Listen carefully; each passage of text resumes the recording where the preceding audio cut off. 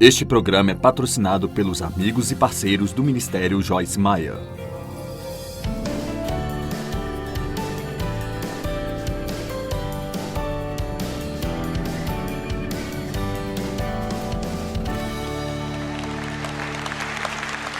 Aproximem-se de Deus e Ele se aproximará de vocês.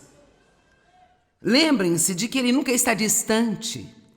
Reconheçam que vocês são pecadores e limpem suas mãos sujas. Percebam que foram desleais, indivíduos hesitantes com interesses divididos e purifiquem os seus corações de seu adultério espiritual. Agora, aqui novamente não significa que você não pode apreciar as coisas e ter outros interesses, mas Deus precisa ser o primeiro. Isso significa que Ele precisa ser o primeiro em nosso tempo, o primeiro nas nossas conversas, em nossos pensamentos, o primeiro em nossas finanças, o primeiro em cada decisão que nós tomamos. Se você colocá-lo em primeiro, você nunca se encontrará em último lugar. Ao se aproximar de Deus, sejam profundamente penitentes e tristes, até mesmo chorem por suas deslealdades, troquem o riso por lamento e alegria, por abatimento e vergonha sincera pelos seus pecados. Agora, isso não significa que nós devemos andar por aí, como sabe, pensando que somos terríveis o tempo todo, mas acho que é uma exortação para levarmos o pecado bem a sério. Leve o pecado a sério. E sabe, na maioria das vezes, o mundo nem sequer denomina o pecado de pecado. Metade das coisas que a Bíblia diz que é pecado, o mundo chama de vícios, doenças, males ou coisas assim. Amém? Veja, o maior perigo que nós corremos é de irmos para o mundo e ficarmos longe de Deus. Nós não podemos pensar como eles pensam, não podemos falar como eles falam, não podemos agir como eles agem, nós não podemos acreditar no que eles acreditam. Nós temos algo maior e é a palavra de Deus. E eu continuarei gritando para o mundo enquanto Deus der uma voz a mim, que esta é a verdade, e o que não concordar com a palavra de Deus é uma mentira.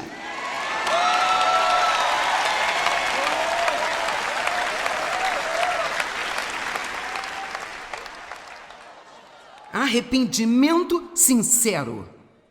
Arrependimento muito sincero. Uma vez eu estava orando e eu tinha feito algo errado, eu nem me lembro agora o que era. Eu disse, ó Deus, perdoe-me, eu errei. E eu me lembro do Senhor dizendo, errou como? O Senhor sabe o que eu fiz? Ele disse, sim, mas eu quero ouvir você dizer. Não porque ele não soubesse, mas veja, a verdadeira confissão e arrependimento são bons para a nossa alma. Davi disse, se você ler o Salmo, eu não sei, um deles, em que eu acho que poderia ser o Salmo 32, em que ele se arrependeu do pecado. 32? Sim, Salmos 32. Eu estou olhando para a minha concordância sentada ali. Onde a Bíblia registra uma oração de arrependimento que Davi fez quando ele finalmente enfrentou a magnitude do seu pecado com Betseba. E acreditem ou não, ele ignorou isso por 1 ano. Um homem tão próximo de Deus. Ele cometeu adultério e assassinato. E ele pensou que estava conseguindo ignorar isso por 1 ano. E se você ler o Salmo 32, é realmente muito bom, especialmente da Bíblia Amplificada. Ele basicamente diz que ele estava infeliz. E quando ele confessou o seu pecado, a Bíblia Amplificada diz que ele contou e contou até confessar tudo para Deus. Então Deus lhe trouxe a alegria da salvação de volta. Não ande por aí com coisas escondidas em seu coração que você não quer falar com Deus porque Ele já sabe de qualquer maneira. E por vezes nós precisamos de ouvir o quanto o nosso pecado é feio. Porque o nosso pecado pode nos chocar às vezes. Nós percebemos que estamos com inveja ou com raiva ou que simplesmente somos difíceis de se conviver.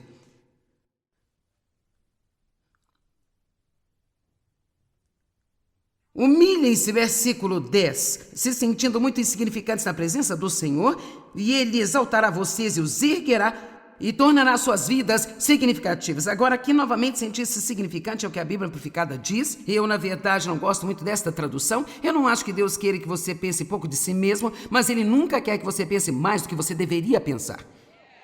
E essa é a chave. Eu gosto de dizer que sou tudo e nada, nada em mim mesmo e tudo em Cristo. Nada em mim mesmo, nada sem Ele, todas as coisas nele e através dele. Deus nos dá graça. Nós não podemos mudar sem Ele. Nós precisamos gastar tempo com Deus e confiar nele para nos mudar regularmente. Quantos de vocês adorariam estar livres de sempre tentar mudar e estar descontente consigo mesmo e... Certo.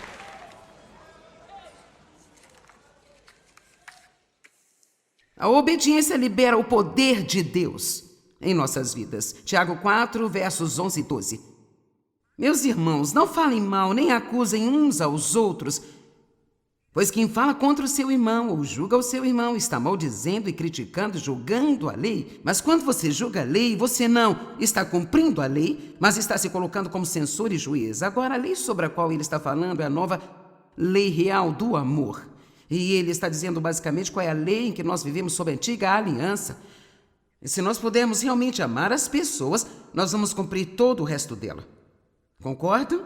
Falo do amor, é por isso que a Bíblia diz: faça aos outros o que você gostaria que fizessem a você. Não teríamos problemas com pessoas se tratássemos outras pessoas do jeito que queremos ser tratados também. Isso resolveria tudo. Então ele diz: seja cuidadoso com o que você fala das pessoas. Nós falamos sobre a boca ontem. Cuidado com a maneira como você fala das pessoas. Não faça acusações contra as pessoas. Na maioria das vezes em que acusamos, nós nem sabemos do que estamos falando, sabe? Verso 12. Há somente um legislador e juízo, qual é capaz de salvar e destruir, aquele que tem o poder absoluto da vida e da morte. Mas você, quem é você? Quem é você que presume ter poder para julgar o seu próximo? Romanos capítulo 14, de 10 a 13. Comportem-se de maneira diferente. Por que você critica e julga ao seu irmão? Ou por que você despreza ou ofende ao seu irmão? Pois todos nós compareceremos para juízo diante de Deus. Eu amo dizer o que eu estou me preparando para dizer. Quando chegar o dia do juízo, Deus não nos perguntará sobre ninguém além de nós mesmos. Deus não vai me perguntar sobre por que Dave não fez alguma coisa. Muito menos o meu vizinho, as pessoas com quem eu trabalho, ou, sabe, nós precisamos simplesmente deixar as pessoas em paz, orar por elas, deixar Deus lidar com elas e passar o nosso tempo com Deus, pedindo que Ele endireite os nossos caminhos. Vamos lá, isso é bom.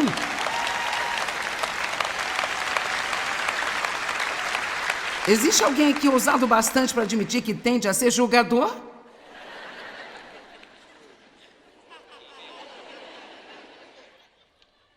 Existe alguém aqui que não importa quantas coisas boas você tem, se há alguma coisa errada, você pode vê-la?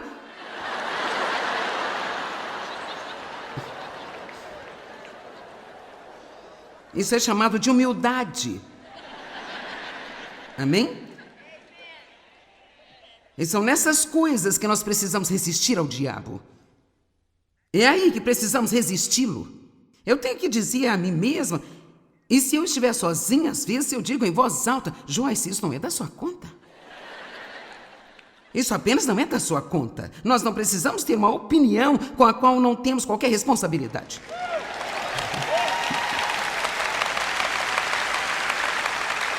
Bem, eu não acho que eles deveriam. Se fosse eu, sabe?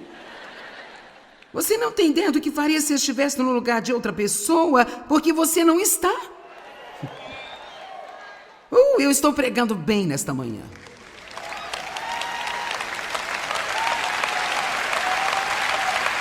Quero dizer, que está o principal. Simplesmente deixe todos em paz. Ah, meu Deus e Pai. O que você despreza ou ofende seu irmão, todos compareceremos diante de Deus para juízo. Porque está escrito: enquanto eu vivo, diz o Senhor, todo joelho se dobrará e toda língua confessará que eu sou Deus, e me reconhecerá, e me louvará, e cada um de nós prestará contas de si mesmo. em resposta ao julgamento de Deus. Verso 13, então, meus irmãos, não mais critiquemos ou culpemos, nem julguemos uns aos outros, mas façamos o propósito de tentar nunca colocar uma pedra de tropeço ou entrave, um obstáculo no caminho do irmão. Então, em vez de julgar as pessoas, determinemos que seremos um bom exemplo. E talvez, se elas tiverem um bom exemplo em nossas vidas, se formos um exemplo piedoso, talvez elas possam aprender algo com o nosso exemplo. Mas nós não precisamos criticá-las e julgá-las.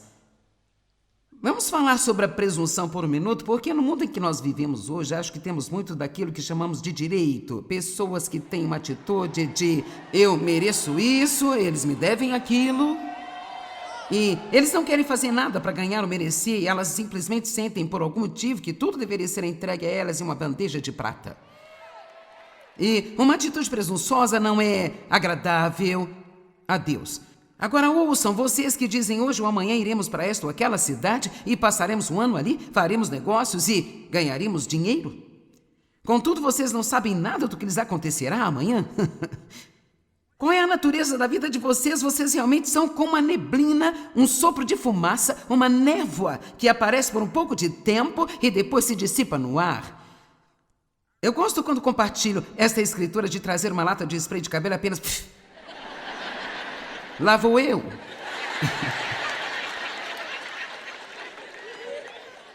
Você sabe que nós precisamos ouvir muito mais. Nós precisamos ouvir muito mais disso. Se Deus quiser, farei isso. Se Deus aprovar. Eu estou falando sério, nós precisamos ter mais disso em nossa conversa. Até mesmo nas nossas conversas uns com os outros. Nós vamos parar de declarar o que nós faremos o tempo todo, porque nós não faremos coisa alguma se Deus não permitir que as façamos e nos abençoar para fazê-las. Eu penso que nós afastamos muito do se for da sua vontade. Quantos de vocês querem o que Deus quer mais do que você quer o que você quer?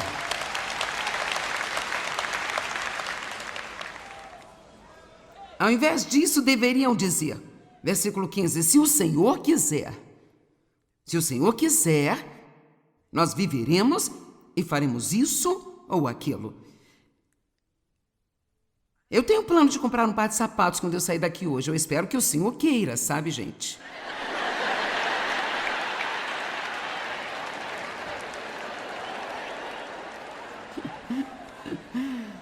Quantos de vocês acham que Ele quer? Eu acredito que seja a vontade de Deus, amém?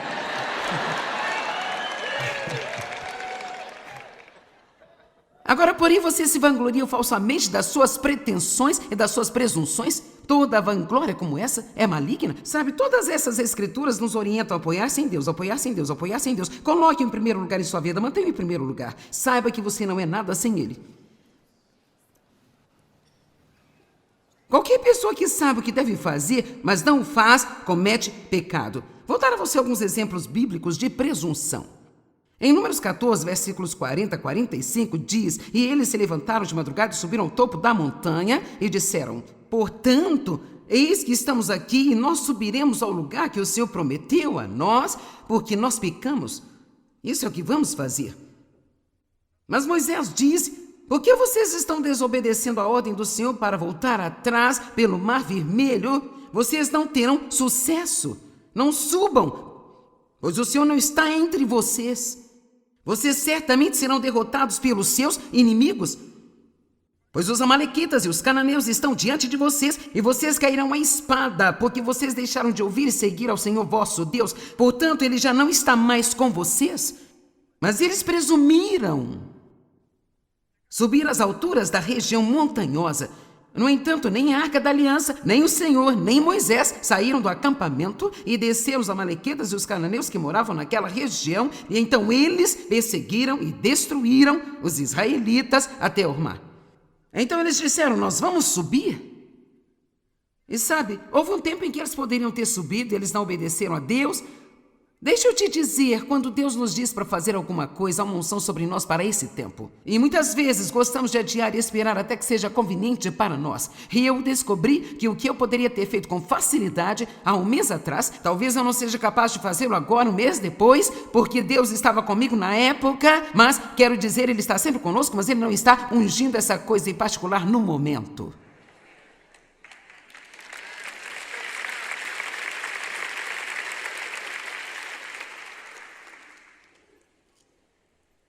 Presunção. Vou dar mais alguns exemplos na Bíblia de presunção, quando os discípulos repreenderam as criancinhas e disseram a elas para deixar Jesus em paz. E Jesus corrigiu a eles. Quando Pedro repreendeu Jesus, dizendo-lhe que não devia ir a Jerusalém para sofrer e morrer, disse Jesus: para trás de mim, Satanás. Quando Pedro cortou a orelha do sumo sacerdote, Jesus teve que colocá-la de volta.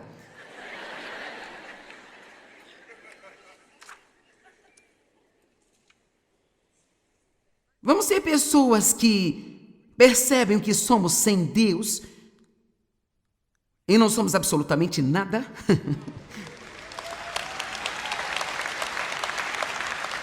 Totalmente inúteis sem Deus. Deus, eu preciso de você. Se você tem um emprego, não espere ter aquilo que alguém levou mais de 30 anos para conquistar o que você quer.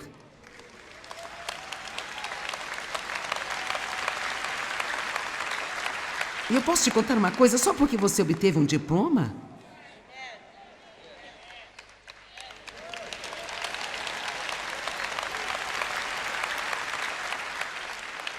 Isso não significa que você não precise provar a si mesmo. Só porque você obteve um diploma não quer dizer que você sabe alguma coisa. Nós precisamos de experiência, não é? Esteja disposto a investir um pouco de tempo nisso. Esteja disposto a provar a si mesmo, ser fiel e deixar que Deus prove você.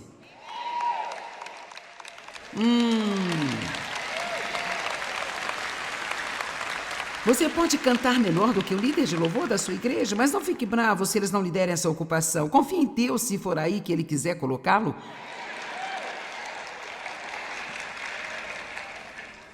Tiago, capítulo 5. Ouçam agora, vocês ricos, chorem em voz alta e lamentem-se sobre as misérias e aflições que estão vindo sobre vocês. Não é errado você ter dinheiro, mas se você tiver uma má atitude com ele, então está errado.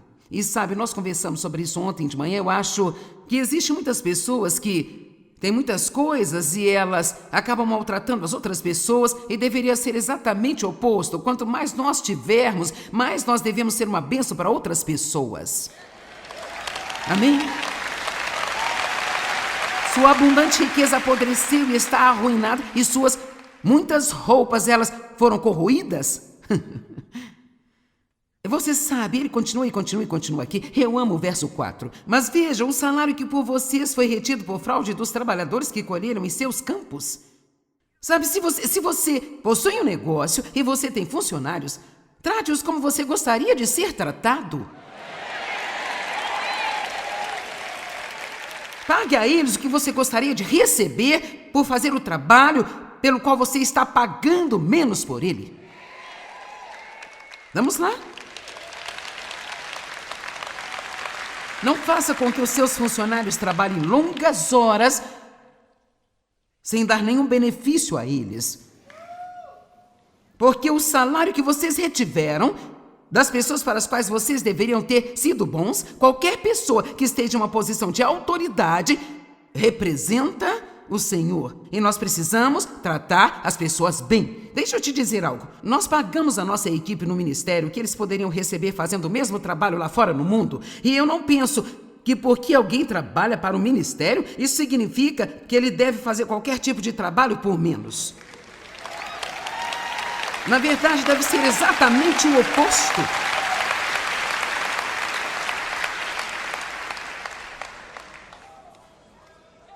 Aqui na terra, verso 5, vocês viveram luxuosamente, desfrutando todos os prazeres da autoindulgência e da autoglorificação. Fartaram-se de comida em um dia de abate. Tiago basicamente dá um aviso para as pessoas: não se concentrem em suas riquezas, sem ter qualquer respeito por Deus ou pelos homens.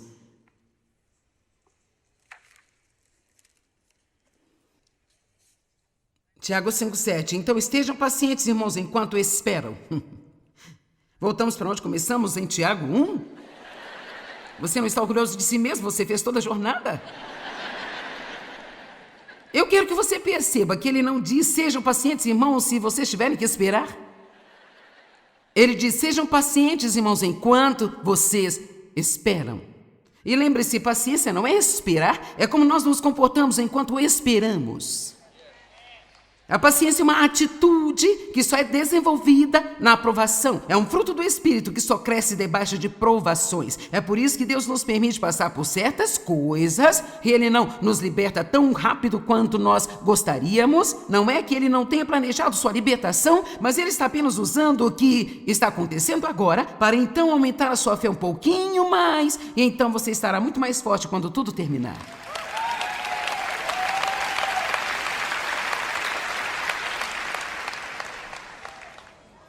Vejam como o agricultor aguarda com expectativa a preciosa colheita da terra. Veja como ele espera com paciência até que venham as chuvas do outono e da primavera. Essa é uma mensagem inteira em si mesma. Ele está dizendo: olha, enquanto espera, continue fazendo o que sabe fazer. Apenas continue esperando. O agricultor arranca as ervas daninhas e rega as sementes. Arranca as ervas daninhas, rega as sementes. Levanta-se e vai para a cama. Arranca as ervas daninhas, rega as sementes. Então o que fazemos enquanto esperamos em Deus? Temos comunhão com Deus, continuamos tentando ser uma bênção para as pessoas, continuamos a estudar a palavra, nós continuamos acreditando e continuamos, e continuamos, e continuamos, e continuamos, e continuamos, e continuamos, até que deixemos o diabo bastante irritado.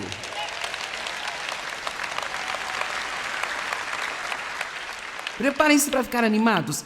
Então vocês também devem ser pacientes, fortaleçam seus corações, confirmem-se, fortifiquem-se e assegurem-se, pois o Senhor está próximo.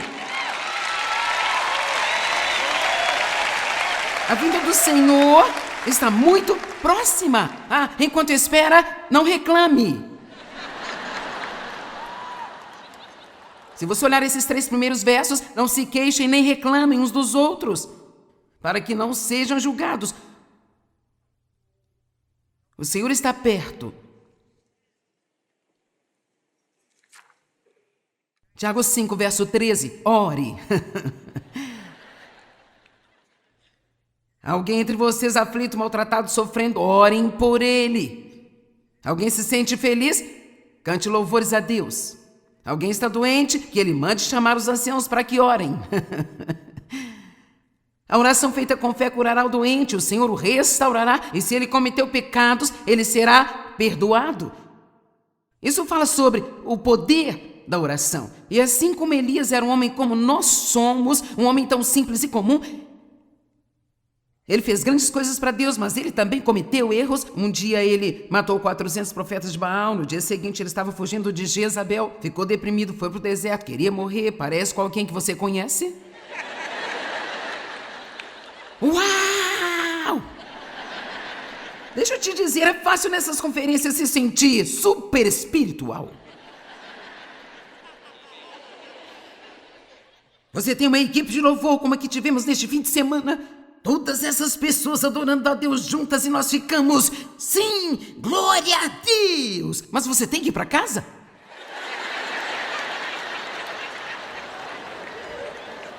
Ops! É aí que nós temos que colocar tudo isso em prática em nossas vidas. E é quando nós precisamos orar e precisamos dizer: Deus, ajuda-me em tudo que eu fizer, porque eu não posso fazer coisa alguma sem você. Amém? Mesmo quando crescemos espiritualmente, ao ponto de podermos dizer que Deus está em primeiro lugar na nossa vida, ainda precisamos de ser objetivos em realmente mantê-lo em primeiro lugar. Lembre-se de pedir ajuda a Deus em tudo aquilo que você fizer, porque realmente não podemos fazer coisa alguma sem Ele, pelo menos não com sucesso real.